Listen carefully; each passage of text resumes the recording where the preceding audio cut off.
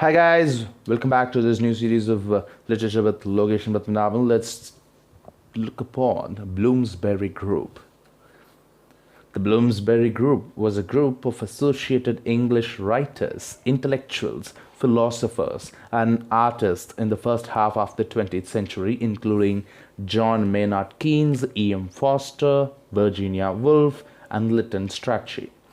This loose collective of friends and relatives was closely associated with the University of Cambridge for the men and King's College London for the women, and they lived, worked, or studied together near Bloomsbury, London.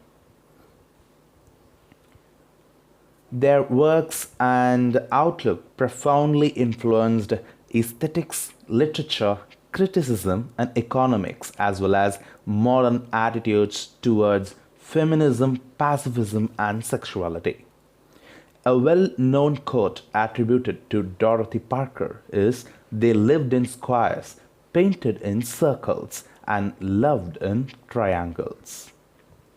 The group had 10 core members: Clive Bell, an art critic; Vanessa Bell, a post impressionist painter; E.M. Forster, fiction writer; Roger Fry, an art critic and post impressionist painter; Duncan Grant, post impressionist painter; John Maynard Keynes, an economist; Desmond McCarthy, a literary journalist; Lytton Strachey, a biographer; Leonard Woolf, an essayist and non-fiction writer; Virginia Woolf, fiction writer and essayist.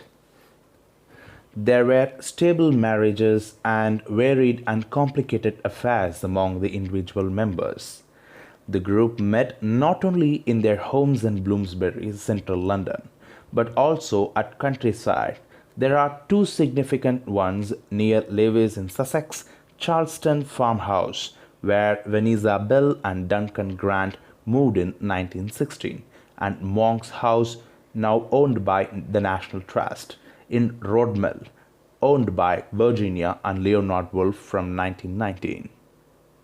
Through the apostles, they also encountered the analytic philosophers like G. Moore and Bertrand Russell, who were revolutionizing British philosophy at the start of the 20th century.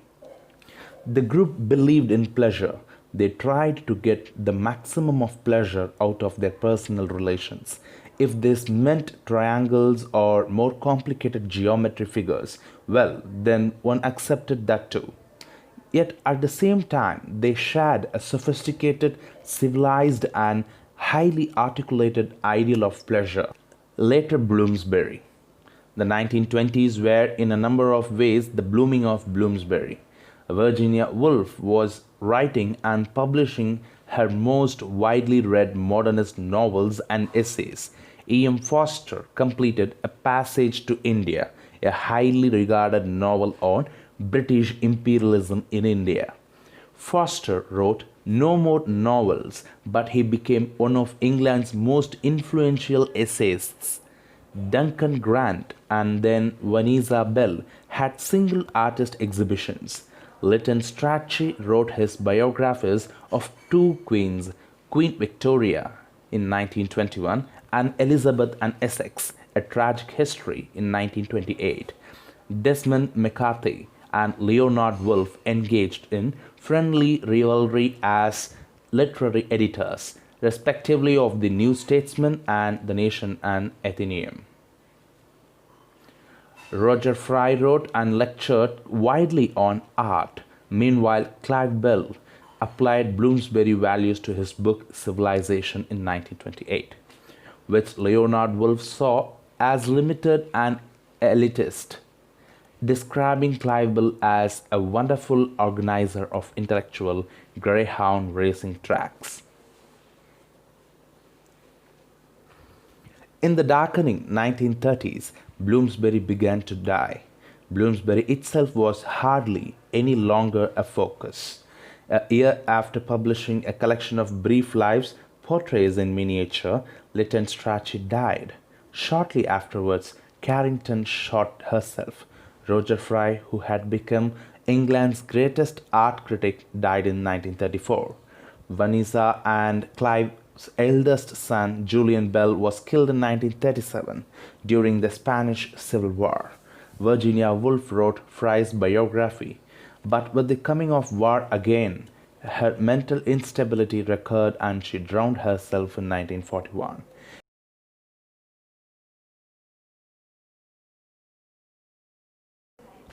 In the previous decade, she had become one of the century's most famous feminist writers, with three more novels and a series of essays, including the moving late memoir, A Sketch of the Past.